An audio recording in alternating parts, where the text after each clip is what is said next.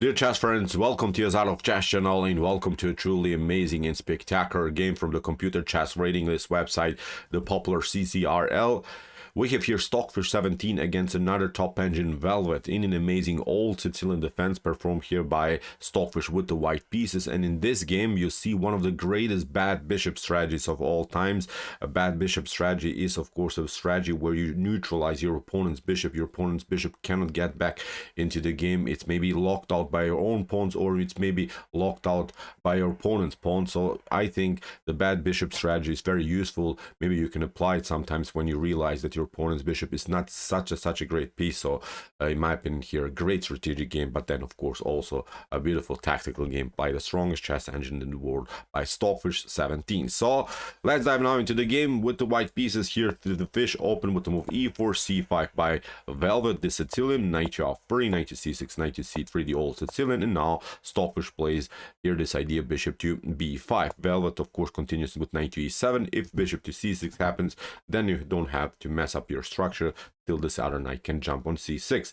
We have now castling a6, Stockfish takes, knight takes c6. So far normal theory of this opening, and now Stockfish opens the center with the move d4. We have c takes d4, knight takes d4, bishop to e7, and now knight takes c6. This is now a good choice by Stockfish, in which after b takes c6, okay, black has the bishop pair. Black has of course some kind of an advantage, but if the position opens, the bishop pair would be very good.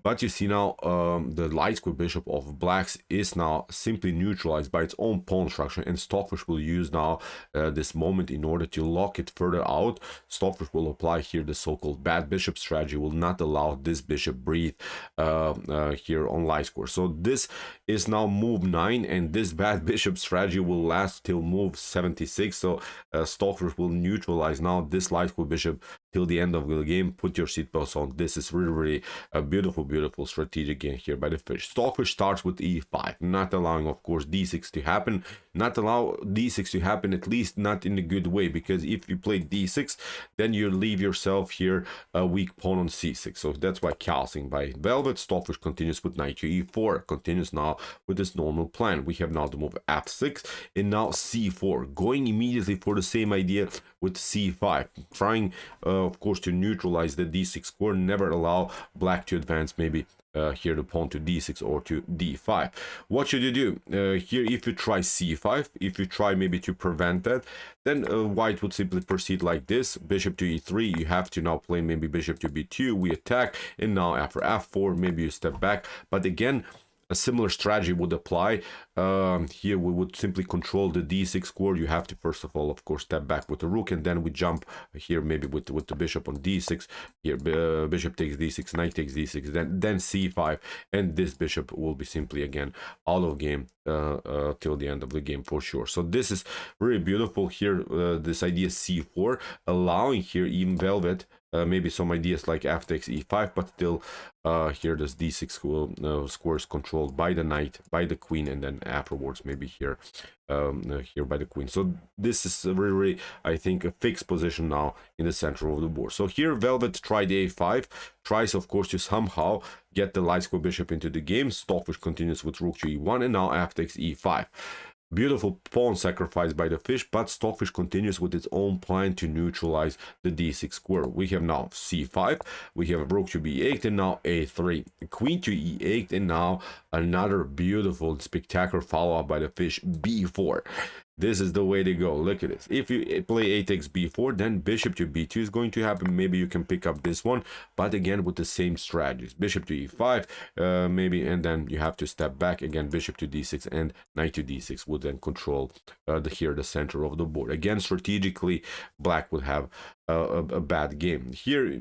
Instead of this move b takes a3, what you could maybe try is rook to f5 to somehow protect your pawn on e5, but then knight to d6. Look at this, bishop to d6, queen to d6, this is hanging, then bishop to e5, again this is hanging. You're trying something like this, a takes b4. All of the material is equal. I would not love to play this game from black's perspective, because there's simply not so much that can be done with this light square bishop, even if you try.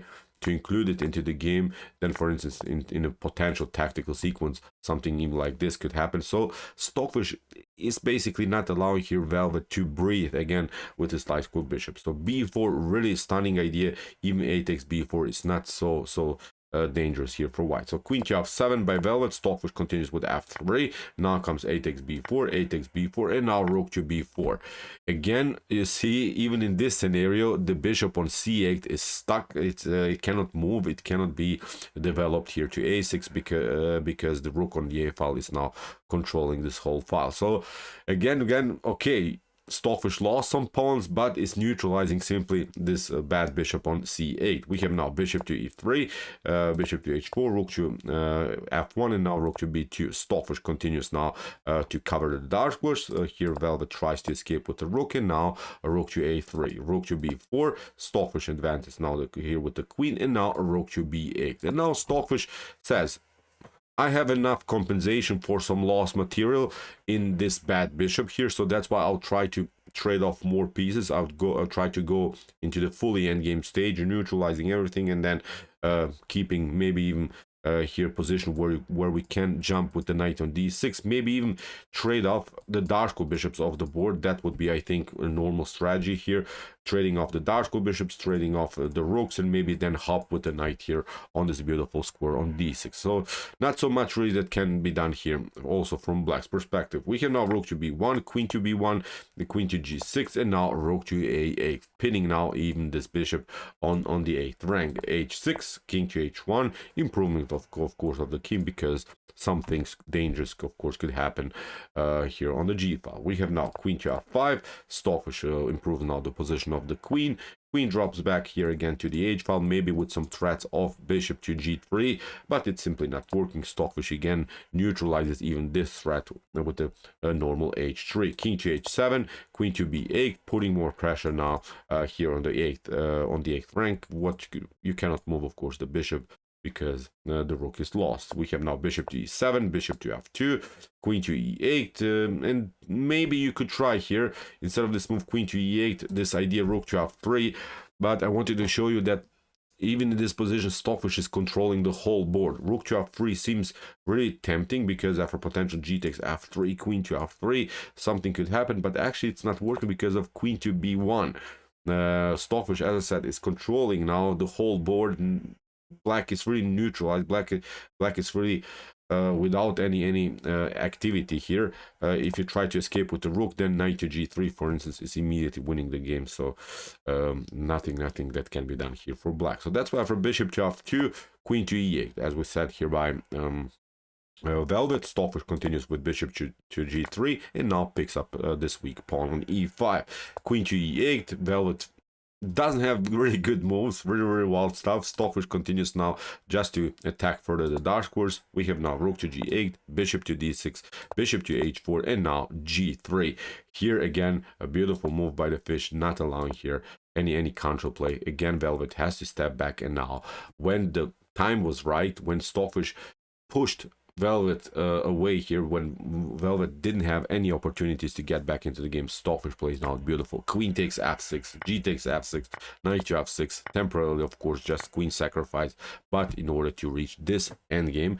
And again, I would say very nasty positional stuff here by the fish, because the material is equal, but again, black cannot move any of these pieces. Rook is stuck on the 8th rank, bishop is stuck on the starting square, so Stockfish still applies this beautiful bad bishop strategy. We have now g4, h5, Stockfish plays bishop to e5. We have now here king to f7. Stockfish advances now with the king here, and now simply again attacks the dark squares. We have now rook to h8, king to f4. Stockfish improves now the position of the king, and now Velvet tries with e5 and maybe with the potential d6 move to finally get the bishop into the game. But even if you try here, h takes g4, f takes g4, you cannot really play rook takes h4, because then the bishop on c8 is lost. So the position is so bad by black that Stockfish can just move free with the pieces all over the board.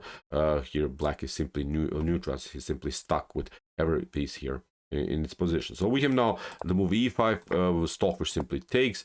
Velvet attacks now the king. Is trying now to hold this position somehow as Stockfish gets attacked, and now Velvet plays the only good defensive idea here is trying now to somehow cut off this king from the e file, because if the king comes maybe to d6, then it could be very dangerous, or maybe here to c7, then the position could collapse. So Velvet has to now cover the e file, not allowing this king to be activated. Rook to a7, Stockfish plays calm move, rook to e2, and now rook to c7. Again, Velvet has to step back, and Stockfish covers now the e file, is trying to improve the position of the king, king to e4, and then f4, f5. We have now rook to f8, Stockfish goes to e4, we have now f4, now comes his idea, now f5. Here the pawns are marching, two connected pass pawns, obviously completely winning endgame here for white.